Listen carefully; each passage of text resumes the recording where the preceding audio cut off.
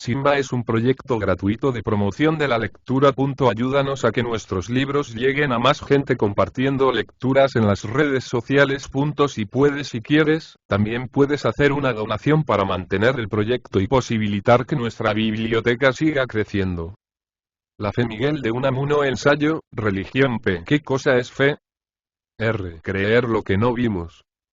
Creer lo que no vimos. Creer lo que no vimos, no. Sino crear lo que no vemos. Crear lo que no vemos, sí, crearlo, y vivirlo, y consumirlo, y volverlo a crear y consumirlo de nuevo viviéndolo otra vez, para otra vez crearlo y así, en incesante tormento vital. Esto es fe viva, porque la vida es continua creación y consunción continua, y, por lo tanto, muerte incesante. ¿Crees acaso que vivirías si a cada momento no murieses? La fe es la conciencia de la vida en nuestro espíritu, porque pocos vivos la tienen de que viven, si es que puede llamarse vida a esa suya. La fe es confianza ante todo y sobre todo. Fe en sí mismo tiene quien en sí mismo confía, en sí y no en sus ideas.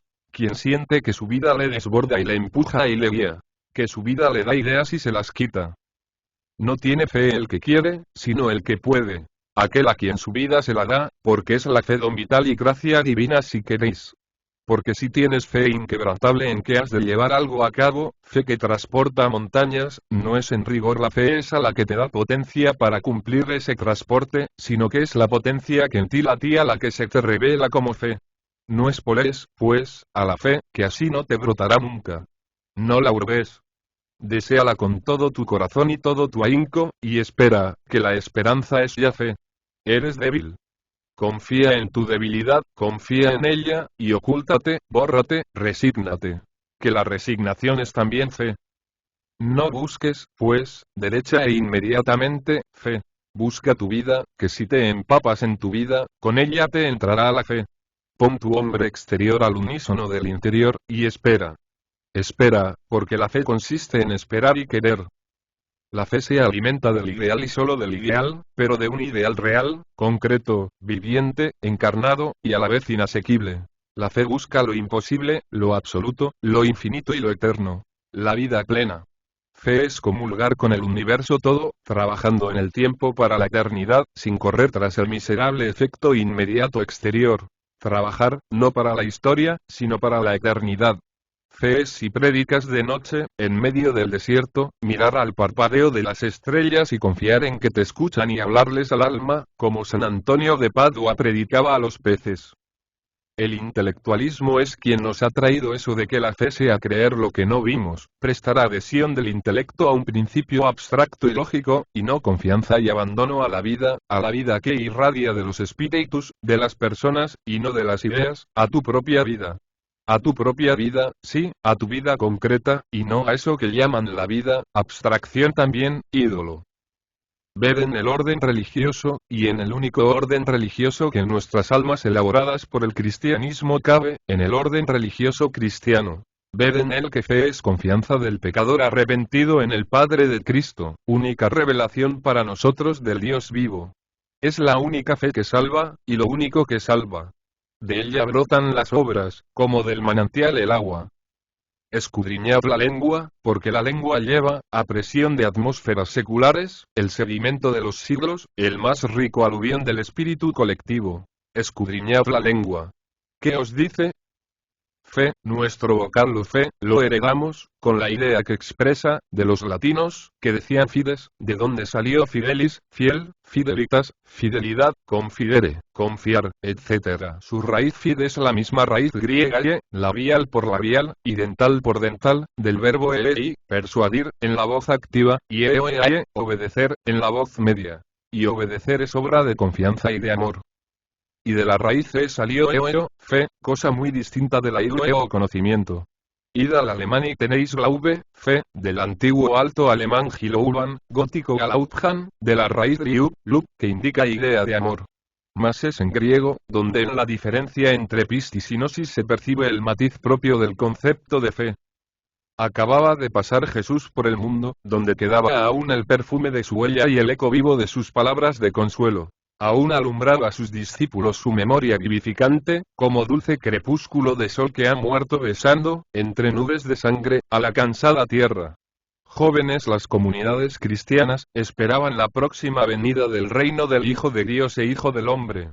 La persona y la vida del Divino Maestro eran el norte de sus anhelos y sentires. Sin su persona no se sentían sus enseñanzas.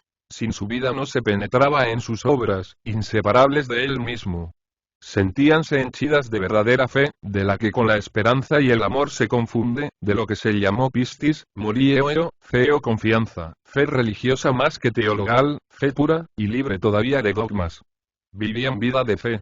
Vivían por la esperanza en el porvenir, esperando el reino de la vida eterna. Vivíanla. Daba cada cual a su esperanza la forma imaginativa o intelectiva que mejor le cuadrara, si bien dentro todos del tono común de sus comunes esperanzas tono, y no doctrina, variando así los conceptos que de Jesús y de su obra se formarán. No es raro encontrar en los llamados padres apostólicos distintas concepciones, poco definidas de ordinario, de un mismo objeto de la fe de esperanza. Hasta gozaban, no pocas veces, de la santa libertad de contradecirse. En aquella masa de anhelos y de aspiraciones, hirviente de entusiasmo, dibujábanse, aunque embrionarias todavía, las tendencias todas que constituyeron más tarde la larga procesión de las herejías. Allí apenas había nacido la distinción entre ortodoxos y herejes, o más bien ortodoxa la herejía, por caber en el recto creer reducido a un vivo esperar entonces la doctrina que, para darle forma, escogía cada cual. Y de aquí, de este escoger, herejía, a heresis, a enioeo. ¿Qué lección significa? La pistis, la fe viva, daba tono de unidad profunda a aquella riquísima variedad palpitante de futuras creencias diversas, como hoy sigue cerniéndose una pistis sobre las distintas cristianas confesiones en lucha. A medida que el calor de la fe iba menguando y mundanizándose la religión, iba la candente masa enfriándose en su superficie y recubriéndose de costra, que le separaba más y más del ambiente, dificultando su más completa aireación.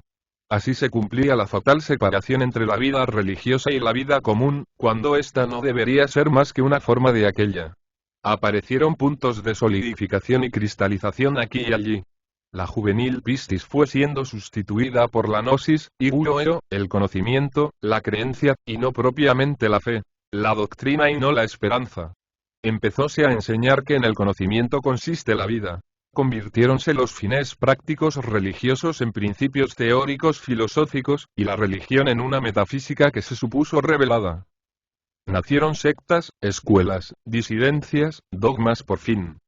Poco a poco fue surgiendo el credo, y el día en que se alzó neto y preciso el llamado símbolo de la fe, fue que el espíritu de la gnosis había vencido, fue el triunfo del gnosticismo ortodoxo, el nacido de lenta adaptación, no de los comúnmente llamados gnosticismos, de las prematuras y rápidas helenizaciones del Evangelio. En adelante, la fe fue para muchos creer lo que no vieron, adherirse a fórmulas, gnosis, y no confiar en el reino de la vida eterna. Pistis, es decir, crear lo que no veían. Así pasa una juventud. Hoy se reproducen aquí y allí movimientos análogos a los que anudaron aquellas primitivas comunidades cristianas. Hoy se unen jóvenes de espíritu en la común esperanza del advenimiento del reino del hombre. Hoy brota verdadera fe. Pistis, santa confianza en el ideal, refugiado en el porvenir siempre, fe en la utopía. Créese por muchos y se confía en un nuevo milenio, en una redención próxima, en una futura vida de libertad fraternal y equitativa. Este ideal no se cumplirá, será eternamente futuro, para mejor conservar su idealidad preciosa que es la que nos vivifica, como no se cumplió la venida próxima de Cristo, cuyo reino no es de este mundo. Pero así como Cristo vino, y viene al alma de cada uno de los que en él con verdadera fe creen, así reinará el hombre futuro en el alma de cada uno de sus fieles. Viviremos así en el porvenir, y de tanta labor íntima quedará fecunda huella en la vida cotidiana. Porque ese hombre futuro, ese sobrehombre de que habláis, es otra cosa que el perfecto cristiano que, como mariposa futura, duerme en las cristianas larvas o crisálidas de hoy. Será otra cosa que el perfecto cristiano ese sobrehombre cuando rompa el capullo gnóstico en que está encerrado y salga de las tinieblas místicas en que aborrece al mundo de Dios, y en que acaso reniega de la vida común. Entonces será la naturaleza gracia. Entonces se romperán esas sombrías concepciones medievales en que se ha ahogado al sencillo, luminoso y humano evangelio, concepciones de siervos o de señores de siervos. Entonces el anacoreta se retirará a su propio espíritu, para poder desde este su recogimiento derramarse en la vida común y vivir con la vida de todos, porque solo de obras de amor con el prójimo se nutre el amor a Dios. Porque, después de todo, fe cristiana ¿qué es? ¿O es la confianza en Cristo o no es nada? En la persona histórica y en la histórica revelación de su vida, téngala cada cual como la tuviere. Tiénenla muchos que de él dicen renegar. Descubriríanla a poco que se ahondasen. Fe en Cristo, en la divinidad de Cristo, en la divinidad del hombre por Cristo revelada, en que somos, nos movemos y vivimos en Dios. Fe que no estriba en sus ideas, sino en Él. No en una doctrina que representara, sino en la persona histórica, en el espíritu que vivía y vivificaba y amaba. Las ideas no viven ni vivifican ni aman. Fe cristiana consiste en que en el Cristo del Evangelio, y no en el de la teología, se nos presente y nos lleve así el Dios vivo, cordial, irracional, o si queréis, sobrerracional o intrarracional, el Dios del imperativo religioso, no el sumo concepto abstracto construido por los teólogos. No el primer motor inmóvil del estagirita con su cortejo de argumentos físico, cosmológico, teológico, ético, etcétera, etcétera. Dios, en nuestros espíritus, es espíritu y no idea, amor y no dogma, vida y no lógica. Todo lo que no sea entrega del corazón a esa confianza de vida, no es fe, aunque sea creencia. Y toda creencia termina, al cabo, en un credo quia absurdum, en el suicidio, por desesperación, del intelectualismo, o en la terrible fe del carbonero. Terrible fe la del carbonero. Porque, ¿a qué viene a reducirse la fe del carbonero? ¿Qué crees? Lo que cree y enseña nuestra Santa Madre la Iglesia. ¿Y qué cree y enseña nuestra Santa Madre la Iglesia? Lo que yo creo, bis. Y así sigue el círculo vicioso y tan vicioso. Le presentan cerrado y sellado el libro de los 7 sellos, diciéndole, cree lo que aquí se contiene. Y contesta, créolo. Pero ¿cree lo que el libro dice? ¿Lo conoce acaso? Hay algo de aquello de basta que usted lo diga y firmar en barbecho. Se ahorra de tener que pensar, he aquí todo. Semejante fe no es más que un acto de sumisión a una potencia terrena, y nada más que terrena, una mundanización de la fe. No es confianza en Dios por Cristo, sino sumisión a un instituto jerárquico y jurídico. Una fe solo se mantiene en una iglesia, es cierto. En una iglesia. Pero iglesia, ¿qué es? La congregación de los fieles, de todos cuantos creen y confían. La más amplia iglesia es la humanidad. Pero aquí, ¿qué ha pasado? Que se ha querido casar las dos cosas más incompatibles. El Evangelio y el derecho romano. La nueva de amor y de libertad y el itaius esto. El espíritu y el dogma. Y así se han cortado las alas al profetismo hebraico, que pedía amor y no inmolaciones, con el lastre de los edictos justinianos y los sacrapaganos. Han apagado con agua lustral el fuego de la fe. Y encima han alzado al estagirita con su molino lógico, sus silogismos, su entelequia, sus entendimientos agente y pasivo, y sus categorías y categoremas todos, echados a perder por una legión de pobres ideófagos, que redujeron a polvo analítico el corazón.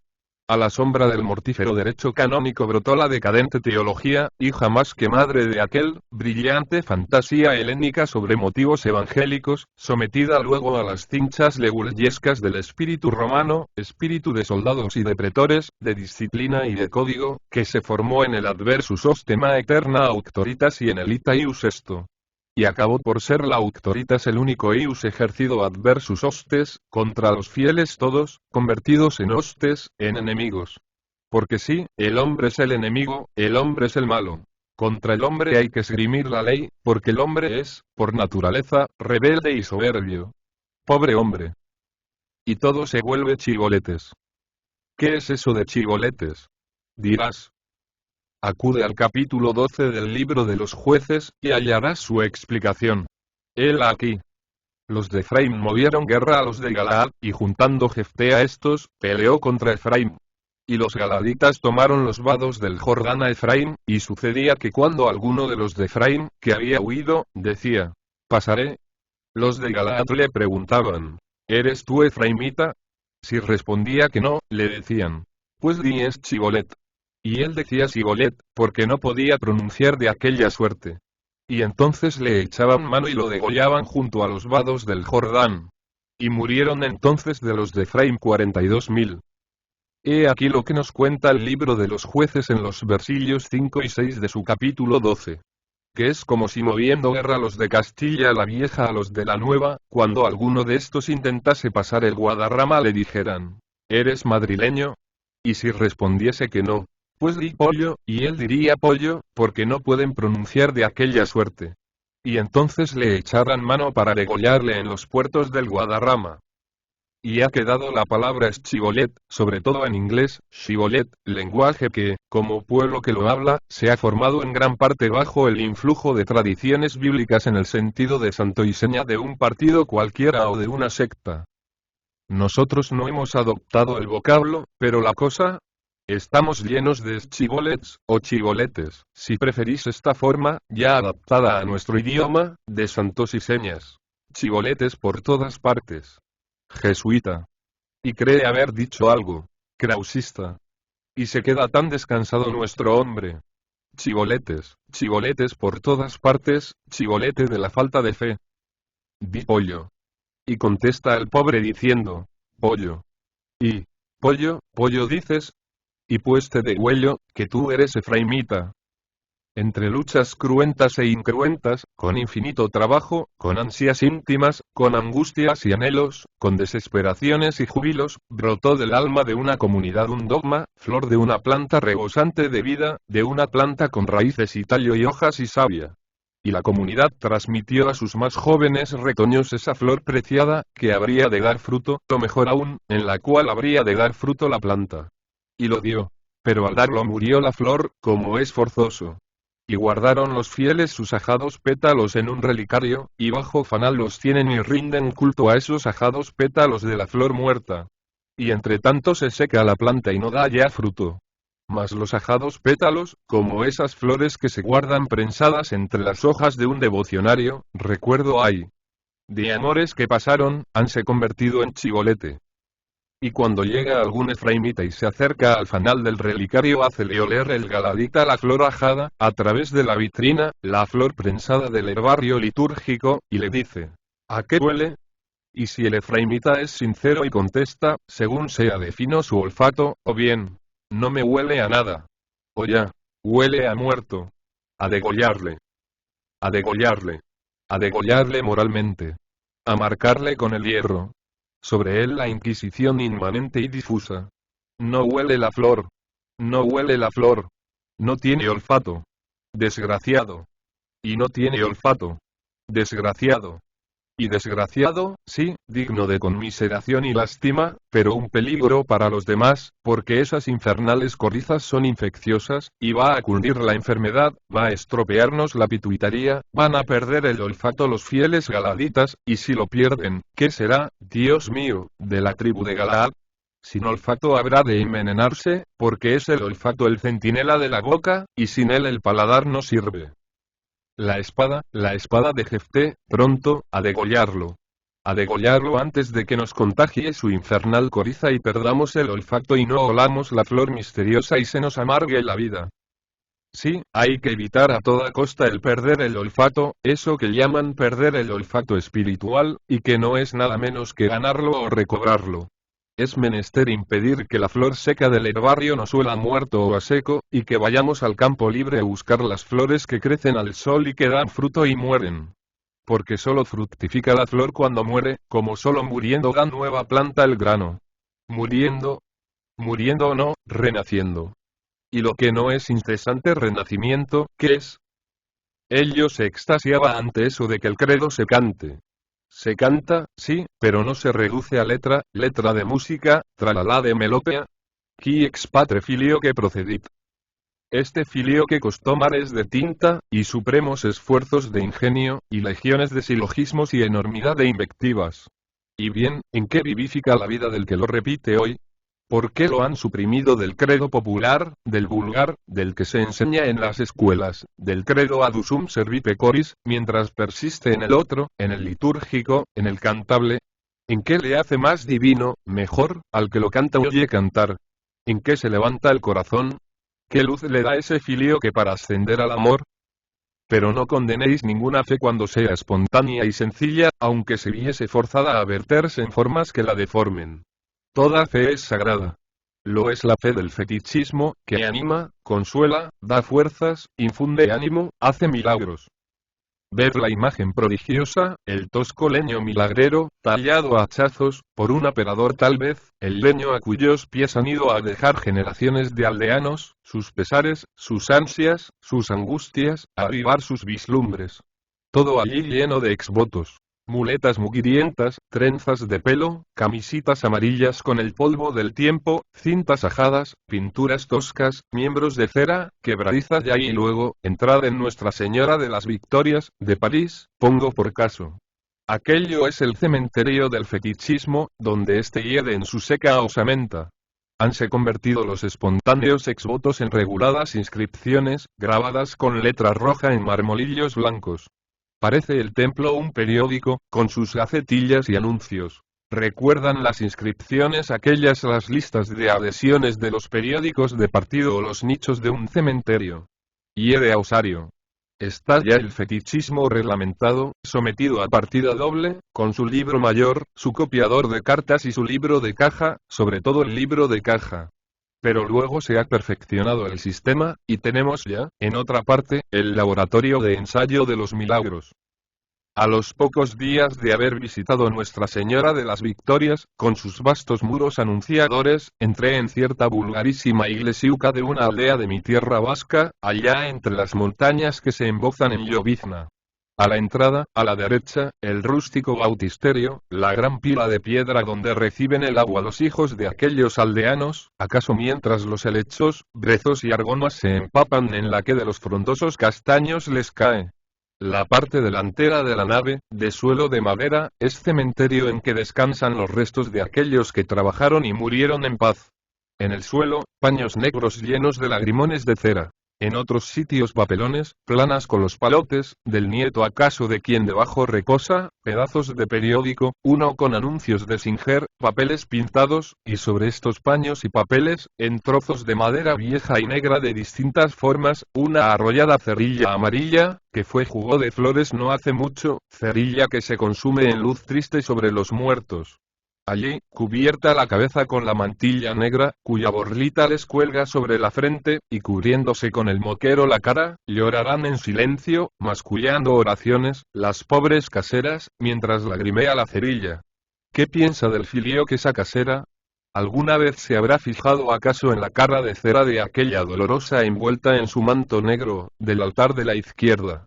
Tal vez en el San Antonio de aquel cuadro de sombras viejas y cielo de oro sucio del de la derecha, o en el San Juan en el desierto. ¿Acaso en las inevitables estampas de los lados del altar mayor? ¿O en la Virgen española, morena, tosca, de vivos ojos y severo rostro, manto bordado y largo pelo tendido, con su niño vivaracho de traje bordado también, y coronados ambos, del flanco del Evangelio? O en la Virgen francesa, de ceñido traje blanco con cintas azules, manos juntas y cara de lirio de pintura dirigida al cielo, del flanco de la epístola? Habrá detenido su mirada en aquella Santa Isabel en el lecho, que tiene a su lado a San José y a la Virgen que mira cada cual a un lado, o la habrá reposado en aquel Cristo de encima, iluminado por la desfallecida luz que a través de las rojas cortinas se filtra. Pero a la casera de Alzola, ¿qué le dice el filioque? Por fuera el pórtico encachado, con sus bancos de piedra donde el sol se rompe y sus puntales de tronco que sostienen el tejadillo. Allí el muro que hace de frontón de pelota, con su cinta de hierro para marcar el escas. Y luego se tiende la plazoleta con sus nogales, su largo banco de piedra en semicírculo y su mesa de dos grandes piedras para el reparto del botín del entierro. Desde la plazuela vese el río que enseña a las piedras de su lecho, mientras otras surgen a blanquearse al sol. En sitios quiébrase en ellas y murmurándose riza y arruga el arroyo. Paséanse los patos junto a las piedras lavanderas, vese al puente y a las casas reflejadas en horizontales capas en el agua tranquila, reflejo esmaltado por peñas que asoman en el cristal de su cabeza. El verde de las montañas, oscuro en los castaños y en los maizales tierno, viste al vasto templo, al templo inmenso, al templo libre en que a guisa de incienso corre la brisa susurrando en los chopos, los castaños y nogales. Y a la pobre casera de Alzola, que sale de su iglesiuca, de la iglesiuca en que aprendió a rezar, al templo inmenso de las montañas, que le dice el filioque, ¿tiene fe? Sí, tiene fe, confía. Es sincera. Vive sencillamente. Nos utiliza. Ignora el dogma. Tiene su fe, la suya. Lo que mata es la mentira, y no el error, y hay mentiras que tiemblan de reconocerse tales, mentiras que temen encontrarse a solas consigo mismas. Hay gentes que vislumbrando vagamente que viven de mentiras, rehuyen examinarlas, y repiten. No quiero pensar en eso. ¿No quieres pensar en eso? Pues estás perdido. Eso en que no crees es mentira, porque puede serte verdad aquello en que no crees. Quien enseñaré una de esas que llaman verdades sin creer en ella, miente. ¿Verdad? ¿Y qué es verdad? Preguntó Pilatos a Cristo, volviéndole las espaldas sin esperar respuesta, volviendo las espaldas a la verdad. Porque Cristo dijo de sí, yo soy la verdad, díjolo de sí, y no de su doctrina. ¿Que no lo dijo? Pues nos lo dice a todas horas. La fe es, ante todo, sinceridad, tolerancia y misericordia. Sinceridad. Santo anhelo de desnudarse el alma, de decir la verdad siempre y en todo lugar, y mejor cuando más intempestiva e indiscreta la crean los prudentes según la ley. Santo anhelo de poner al descubierto y a la frescura del mundo nuestro espíritu para que se airee y vivifique. Tolerancia. Viva comprensión de la relatividad de todo conocimiento y de toda gnosis y creencia, y de que solo desarrollándose cada cual en su propio mundo de ideas y sentimientos es como hemos de armonizarnos bajo unidad de fe en rica variedad de creencias. Tolerancia. Hija de la profunda convicción de que no hay ideas buenas ni malas, de que son las intenciones, la fe, y no las doctrinas, no el dogma, lo que justifica los actos. Misericordia. La caridad no es cosa distinta de la fe, es una forma de esta, una expansión de la confianza en el hombre. Fuera de todo fiel, el demoníaco regocijo con que las gentes honradas, los justos, según la ley, los hombres de orden, piensan que se va a dar garrote o 4 tiros al delincuente, dando así, por instrumento del verdugo, desahogo a sus criminales instintos, a lo que de común tienen con el pobre ajusticiado. Sinceridad para descubrir el ideal siempre y oponerlo a la realidad. Tolerancia hacia las diversas creencias que dentro de la común confianza caben. Misericordia hacia las víctimas del pasado y del presente incoercibles. Esta es fe. Ten, pues, fe y ten sobre todo fe en la fe misma. Porque si los amadores cobraron tanta fuerza del amor al amor mismo, no menos la cobran los fieles de la fe en la fe misma, de la confianza en el poder todopoderoso de la confianza misma.